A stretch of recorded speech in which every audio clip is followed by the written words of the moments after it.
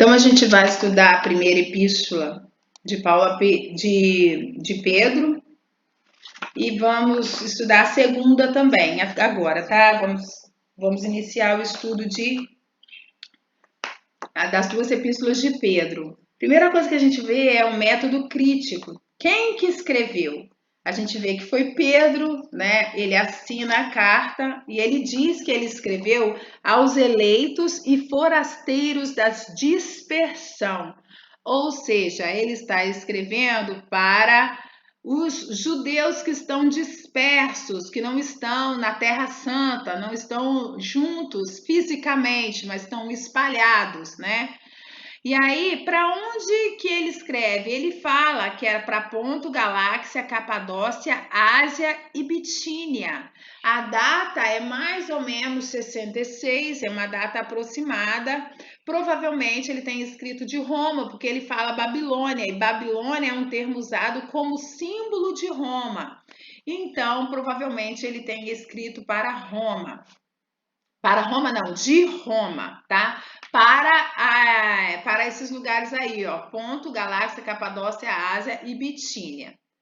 O método panorâmico, gente, qual é a ideia central? Qual é a ideia central do livro? A gente vê no contexto de 1 Pedro muita perseguição e muito sofrimento. Realmente a igreja estava aí em perseguição. Eu coloquei uma foto aí que realmente é chocante, mas é o que estava acontecendo na época em que Pedro escreve e na época em que Paulo escreve também suas últimas epístolas, que é a perseguição baixo o império de Nero. O que acontece? A gente já viu como que Nero incendiava as pessoas em cruzes e ele falava que é para iluminar a cidade, né? Então ele estava aí perseguindo os cristãos, acusando de que eles tinham colocado fogo em Roma.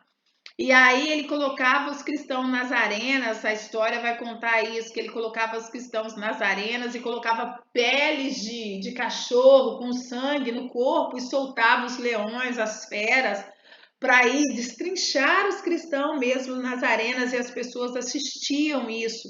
Então esse era um contexto em que as pessoas estavam vivendo nessa época.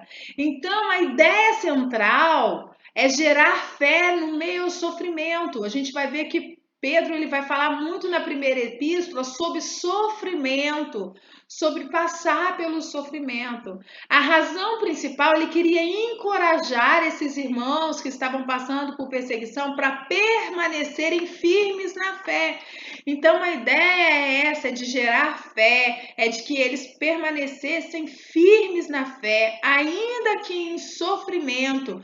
Pedro quer dizer aí para esse povo, para esses ouvintes primitivos, que esse sofrimento é um sofrimento passageiro. Ali na segunda epístola dele, ele vai frisar melhor isso, acerca da vinda de Jesus, da esperança na vinda de Jesus. Então, ele quer gerar fé e quer que a igreja permaneça firme na fé, ainda que em sofrimento. Aí a gente vai ver em relação à igreja, a igreja era composta de judeus e de gentios. E aí a gente vê, dentro da própria carta, a gente consegue perceber isso, as forças e as debilidades da igreja. Forças, a gente vê que a igreja era uma igreja que tinha fé, que obedecia a palavra, eles conheciam a palavra, conheciam a lei. Muitos estavam sofrendo perseguição por amor a Cristo. Era uma igreja estruturada, a gente consegue ver isso. Como que a gente sabe quando a igreja é estruturada? Quando a gente vê que existem líderes, né? Que foi estabelecidos líderes. Então tinha presbíteros, tinha diáconos na igreja, então era uma igreja que estava estruturada, né? Quais eram as debilidades da igreja? Existia murmuração, a gente vê Pedro falando sobre isso, falta de amor fraternal, paixões carnais, a gente vê aí o mundo, né? Os problemas do mundo entrando na igreja, insubmissão e falta de humildade. Pedro vai falar sobre autoridade, sobre submissão à autoridade. E olha que doideira, gente, porque aí a autoridade não é a autoridade só da igreja, não, é autoridades constituídas. E aí você imagina, com o governo de Nero, com o sofrimento, com a perseguição desse jeito como a gente está vendo, vem um líder falar sobre submissão, né? A gente fica até assusta um pouco, porque na verdade a submissão não é se o líder é bom ou ruim. A submissão é se o líder foi constituído. Se ele foi constituído, a Bíblia a gente vê de capa a capa. Se o líder foi constituído, a gente vê ensino que a gente deve se submeter ao líder. Quer seja bom, quer seja ruim. Então, Pedro vai falar sobre essa submissão. O limite da submissão, gente, é simples. Não é muito difícil, não é uma passagem difícil, não é muito complicado. O limite da submissão é a própria submissão a Deus. Se um líder vai fazer com que você peque contra Deus, aí você não obedece. Esse é o limite. Fora isso, se não vai atrapalhar o seu relacionamento com Deus ou uma ordem direta de Deus para você, o que a gente aprende e o que a gente ensina em relação à palavra é que a submissão precisa ser verdadeira, precisa existir. E aí, ele vai falar que um problema da igreja é a insubmissão e falta de humildade, e a igreja está valorizando o exterior e não o interior. E aí eu pergunto para vocês, parece algo novo, né? Parece que ele escreveu para nós hoje, né? Nossa igreja hoje, quando eu digo igreja, eu não digo igreja IPV, eu digo igreja de Cristo. Parece que os problemas são sempre os mesmos, né? Murmuração, falta de amor, paixões carnais, insubmissão, falta de humildade, valorização do exterior. São coisas muito corriqueiras, infelizmente, coisas muito atuais. Então a gente vê que as nossas debilidades, elas não mudam, né? E a resposta para a igreja primitiva lá atrás é a resposta para nós hoje, né? Aquilo que a gente precisa aprender em Deus, tá? E aí a gente passa então agora a analisar as passagens difíceis, tá? Deixa eu olhar a hora, 10 horas. Passagens difíceis. Vamos dar uma analisada aí nas passagens difíceis? Tem bastante passagem difícil, não vai dar para a gente gastar muito tempo com elas, mas a gente vai dar uma passada nelas para aguçar a sua curiosidade, para você pesquisar depois, tá? Depois você pode, se já encontrar alguma coisa interessante, pode mandar para mim, eu gosto bastante, tá? Para a gente conversar, discutir. Eu acho que a gente aprende muito sobre a palavra. Quem ama a palavra gosta disso, né, gente?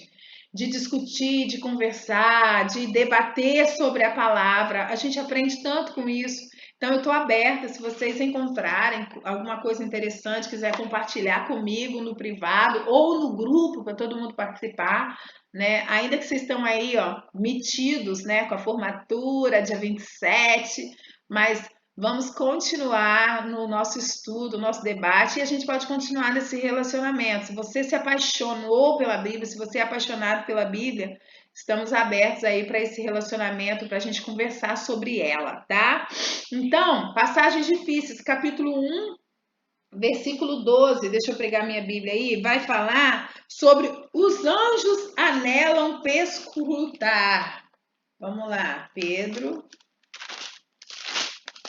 1, versículo 12, vai falar: a eles foi revelado que não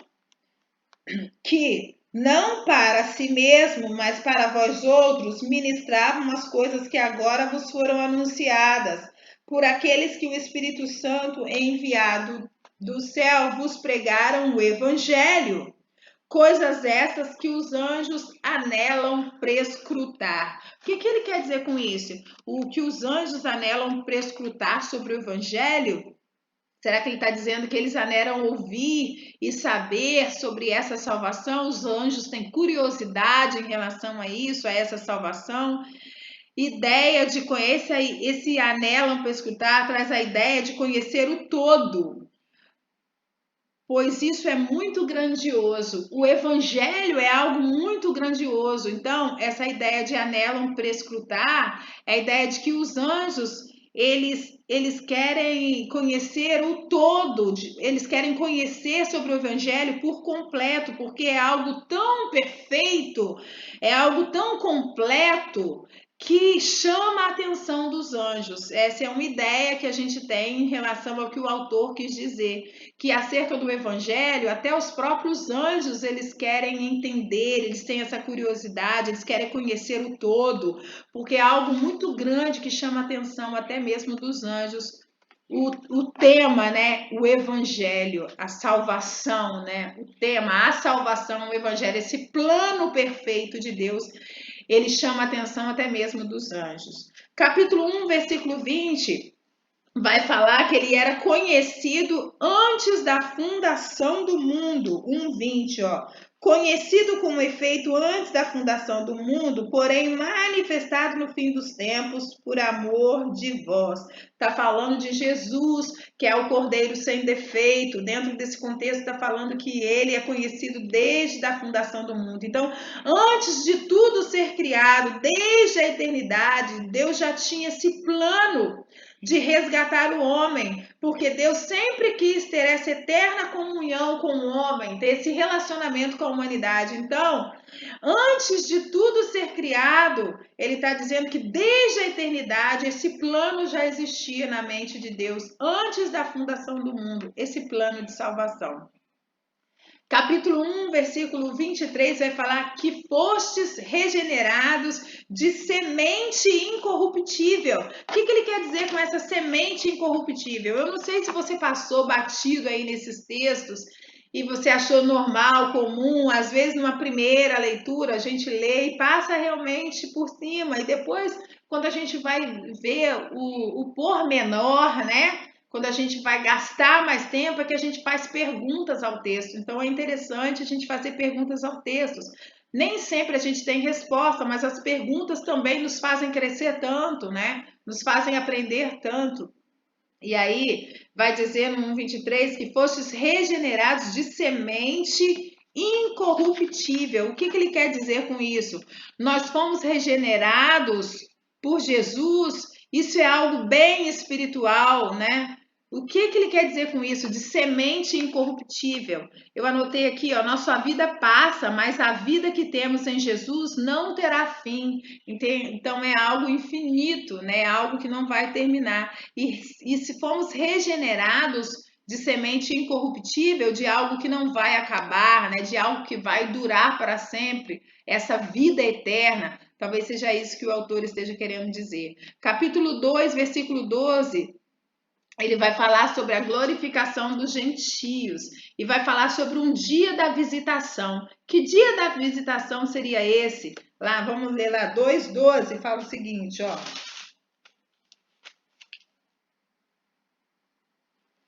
Mantendo exemplar o vosso procedimento no meio dos gentios, para que naquilo que falam contra vós, outros, como de malfeitores, observando-vos em vossas boas obras, glorifiquem a Deus no dia da visitação. Então, Pedro está falando que é para manter um comportamento exemplar no meio dos gentios, porque os gentios estão falando mal de vocês. Então, para aquilo que eles estão falando contra vocês, como se vocês fossem malfeitores, aquilo que eles estão falando contra vós, ó, que eles passem a observar vocês e a postura de vocês em vossas obras e que eles glorifiquem a Deus no dia da visitação. Como é que eles iriam glorificar? Que dia da visitação é esse? Essa é a pergunta. E aí eu anotei aqui ó, uma possível resposta, ó. Deveriam ser testemunho em meio à perseguição e maledicência, e tudo de ruim que falavam deles iria cair por terra. Provavelmente é isso que Pedro está falando. Agora, que dia da visitação é esse? Alguns acreditam que esse dia da visitação seria o dia em que ia cair a ficha para os gentios e que eles iam receber Jesus e aí iriam glorificar Jesus. Outros acreditam que esse dia da visitação seja realmente o dia da volta de Jesus. Então, existem duas possibilidades aí para esse dia da visitação, tá? No 3:10 a 12, vai falar sobre perseguição. Ó, 13, 10 a 12. Vai falar sobre perseguição, que tivessem um coração correto. Ainda que alguns estavam morrendo, eles deveriam ter uma perspectiva de vida e não se entregar à tristeza, mas permanecer firmes. Então tá falando aí de contexto de perseguição e no contexto de ter esperança e permanecer firme. Não se entregar para a tristeza. Vamos ler lá o 3, 10 a 12, ver o que está escrito? 3, 10 a 12 diz o seguinte, ó. Pois quem quer amar a vida e ver dias felizes, refreie sua língua do mal e evite que os seus lábios falem dolosamente. 3, 10 a 12. Aparte-se do mal e pratique o que é bom, busque a paz e empenhe-se por alcançá-la, porque os olhos do Senhor repousam sobre os justos e os seus ouvidos estão abertos às suas súplicas, mas o rosto do Senhor está contra aqueles que praticam o mal. Está falando sobre Pedro, está falando sobre a vida exemplar do cristão e está falando no contexto também de amor fraternal, de serem misericordiosos, amigos, humildes. Está lá no versículo 9. Não pagando mal por mal ou injúria por injúria. Antes, pelo contrário, bem dizendo, pois para isso mesmo foste chamados a fim de recebertes a bênção por herança. Então, ainda que em perseguição, eles tinham que ter essa postura correta de bem dizer e de não maldizer e acreditar nessa esperança, né? E não se entregar à tristeza, mas permanecer firmes. Essa é a ideia, tá? Capítulo 3, versículo 14. Ó, vai falar, ó, mas ainda que venhais a sofrer por causa da justiça, bem-aventurados sois, não vos amedronteis, portanto, com as suas ameaças, e nem fiques alarmados. Olha, então ele está falando, ainda que vocês venham sofrer pela justiça, não fiquem alarmados, não tenham medo, né? Não tenham medo das suas ameaças e nem fiquem alarmados. Que justiça é essa? Ele está falando sobre sofrer pela justiça. Que justiça seria essa que ele está dizendo? Provavelmente essa era, eu anotei aqui o seguinte, provavelmente essa justiça era a justiça humana. Eles não deveriam temê-la. Talvez estivesse sendo levado aos tribunais e sendo acusados. E aí, Pedro está falando que eles não deveriam temer a justiça humana, ou seja, não deveriam temer o sofrimento, a perseguição, aquilo que eles estavam vivendo dentro do contexto aí de perseguição. 3,19. Alguns creem que Jesus desceu realmente ao Hades ou Seol, de acordo com a ideia dos judeus, e que pregou para todos os que estavam lá depois que morreu durante 3 dias. O 3,19 é uma passagem muito debatida. Vai falar também, ó, o seguinte, ó, no qual também foi e pregou aos espíritos em prisão. Está dizendo sobre Jesus aí no contexto de que Jesus morreu uma única vez pelos nossos pecados, está no versículo 18. Os justos pelos injustos, para conduzir-vos a Deus. Morto, sim, na carne, mas vivificado no espírito. Aí dentro desse contexto vai dizer que ele foi e pregou aos espíritos em prisão. E aí alguns acreditam que esses espíritos em prisão foram realmente os que estavam no Antigo Testamento, que estavam presos, que estavam mortos, e que Jesus foi lá e pregou para eles durante esses 3 dias e depois Jesus ressuscitou.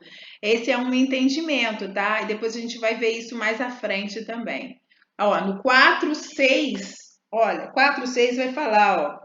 Pois para este fim foi o evangelho pregado também a mortos, para que mesmo julgados na carne, segundo os homens, vivam no espírito segundo Deus. Então, alguns acreditam que o evangelho foi, então, pregado a mortos. Dentro desse contexto aí, Jesus, depois que Jesus morreu, ele ficou 3 dias, ele foi no Seol, pregou para os que estavam lá, que não conheciam a Jesus, então ele pregou para esses aí. E aí o texto vai dizer no 6, ó, a fim de que o evangelho pois para este fim foi o evangelho pregado também a mortos, para que mesmo julgados na carne, segundo os homens, vivam no espírito segundo Deus. Fala se é ou não é passagem difícil isso, gente. Muito difícil, né? Pedro fala que Paulo escrevia coisas difíceis, mas ele escrevia coisas muito difíceis. E a gente vai ver Judas também escrevendo coisas mais difíceis ainda de entender. Então, não sendo tão simples assim.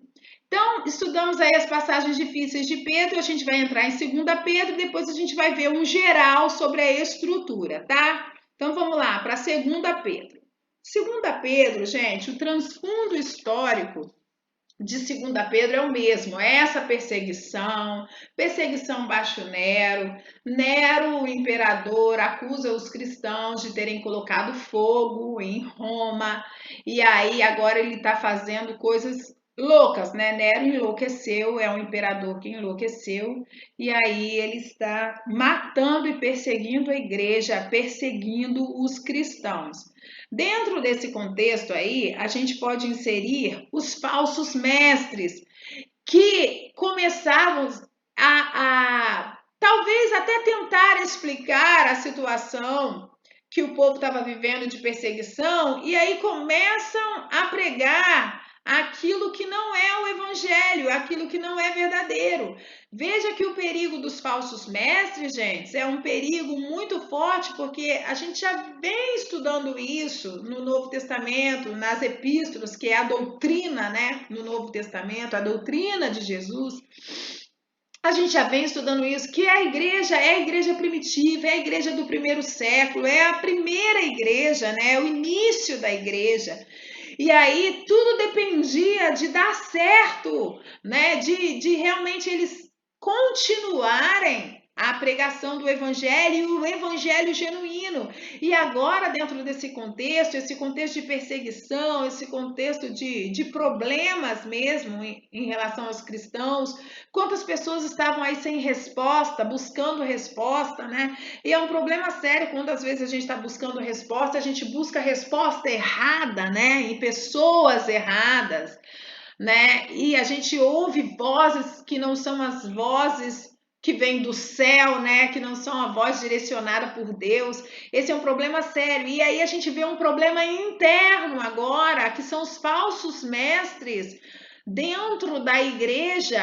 Então agora o problema não é só um problema externo de perseguição, mas é um problema interno também de influência dos falsos mestres.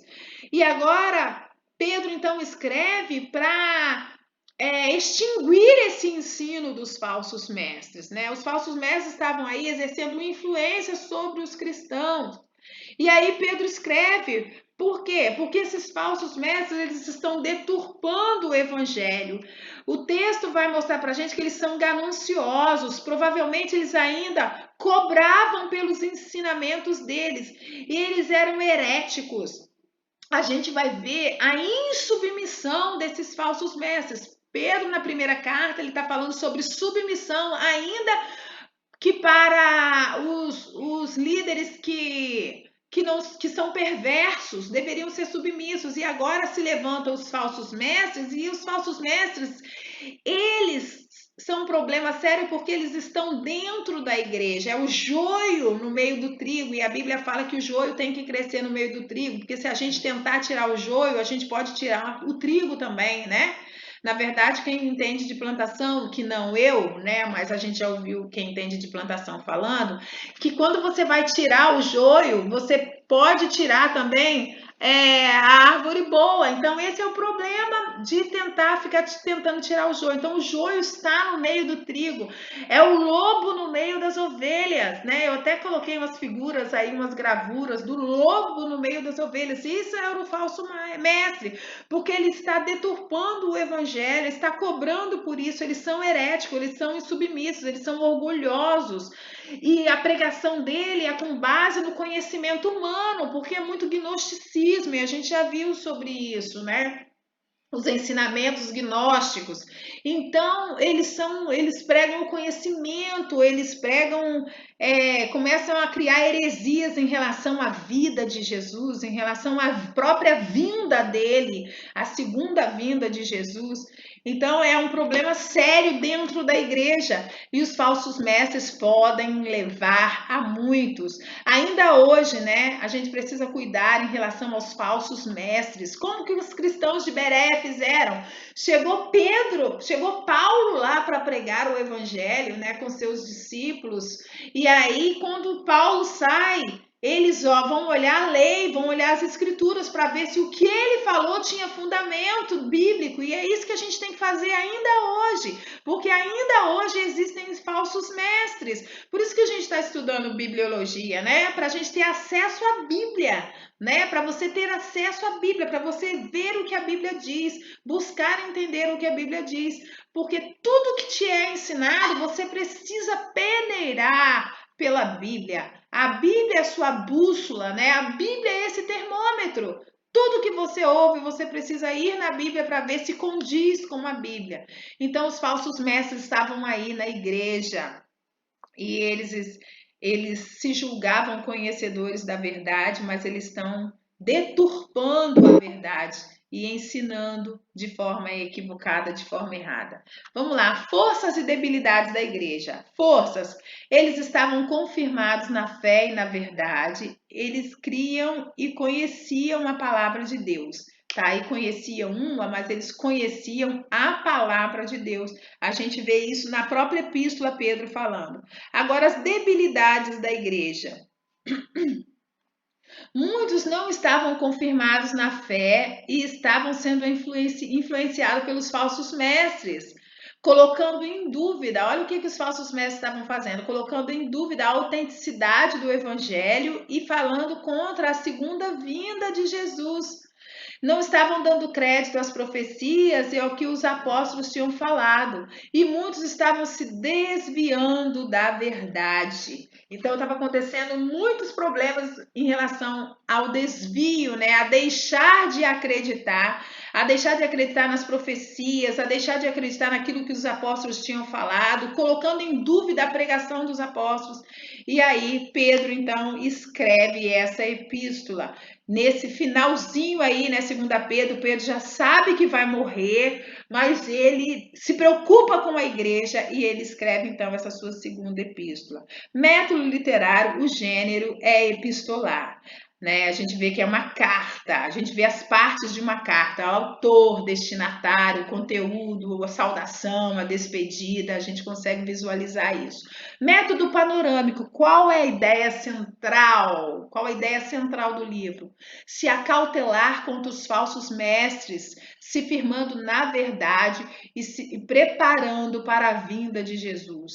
Pedro quer chamar a atenção para que eles tenham esperança para que na vinda de Jesus, que eles tenham cuidado em relação aos falsos mestres que estão dentro da igreja ensinando heresia, sendo pagos para isso, mas eles deviam se firmar na verdade, se preparar e ter esperança nessa vinda de Jesus. A razão principal. Pedro escreveu porque os falsos mestres estavam influenciando os irmãos, colocando em dúvida quanto à verdade do evangelho e quanto à vinda de Jesus. Então, aí a gente vê na epístola, Pedro, então, falando, desmascarando esses falsos mestres, a gente vai ver Pedro e Judas depois. 2 Pedro e Judas é muito parecido, né? Essas são duas epístolas muito parecidas. Alguns acreditam que Judas utilizou parte da epístola de Pedro para escrever a sua epístola, porque tem versículos inteiros repetidos, tá? Então é muito parecido mesmo. Então os dois estão escrevendo em relação a falsos mestres, e aí eles vão colocar a característica dos falsos mestres que nos ajudam a entender quem são os falsos mestres ainda hoje. Né? Porque a gente vê que o contexto da igreja ainda hoje é muito parecido, né? Apesar de a gente não ter a mesma perseguição, graças a Deus, da época, mas a tendência dos homens são muito parecidas. Então a gente vê como é super atual essa epístola ainda hoje. E a razão principal de Pedro ter escrito é sobre isso, né? Os falsos mestres estão influenciando e aí colocando em dúvida em relação à verdade do evangelho, em relação à vinda, à volta de Jesus. E aí Pedro então escreve. Vamos ver as passagens difíceis? Passagens difíceis, capítulo 1, versículo 14, Pedro vai falar sobre o tabernáculo. Que tabernáculo é esse? Vamos lá ver 1,14. 1 Pedro 1,14. Certo que estou prestes a deixar o meu tabernáculo, como efetivamente nosso Senhor Jesus Cristo me revelou. Então ele está falando que ele está prestes a deixar o seu tabernáculo, como Jesus Cristo o revelou. Então Jesus tinha revelado para ele que ele estava prestes a deixar esse tabernáculo. Esse tabernáculo que Pedro está dizendo, ele está se referindo ao seu próprio corpo físico. Ele está falando aí que ele está prestes a morrer, que Jesus já revelou para ele. Então ele está falando esse tabernáculo, ele está dizendo sobre o seu próprio corpo, tá? 2,4, ele vai falar sobre anjos, ó, 2,4, ó. Ora, Deus não poupou a anjos quando pecaram. Antes, precipitando-os no inferno, os entregou a abismo de trevas, reservando-os para juízo. Ele está falando que Deus não poupou anjos quando esses anjos se rebelaram, ó. Quando esses anjos pecaram. Antes precipitou-os no inferno. Judas também vai falar sobre anjos que Deus não poupou. Então, que anjos seriam esses? Ele vai dizer, ó, vamos ver lá. E não poupou. Ora, Deus não poupou a anjos quando pecaram, antes precipitou-os no inferno, os entregou ao abismo, a trevas, reservando para o juízo. Então, vê que Deus jogou esses anjos num abismo e eles estão aguardando o juízo. É isso que ele está falando, ó, que esses anjos estão aguardando o juízo. Alguns associam esses anjos, gente, aqueles anjos descritos lá em Gênesis 6, de 1 a 4, que falam que os filhos dos homens, quando se interpreta esse texto que sejam anjos, né? Os filhos de Deus se relacionaram com os filhos dos homens e aí nasceram gigantes. Então, alguns acreditam que sejam esses anjos que se relacionaram com mulheres e que tiveram filhos e que foram filhos gigantes. Então, alguns acreditam que esses anjos que ele está falando são esses anjos aí. E outros acreditam que sejam os anjos que se rebelaram com Lúcifer, né? Que o texto fala que uma terça parte dos anjos se rebelaram. Fato é que são anjos, seres angelicais, que Deus estava reservando juízo para eles porque se rebelaram. Isso a gente sabe que o texto está dizendo. Não sabemos que anjos são esses. Podem ser anjos os que se referem a Gênesis, quem estudou o Antigo Testamento tem essa PD lá, né, que é um texto muito debatido e discutido em Gênesis, que fala que os filhos de Deus se relacionaram com os filhos dos homens e nasceram os gigantes.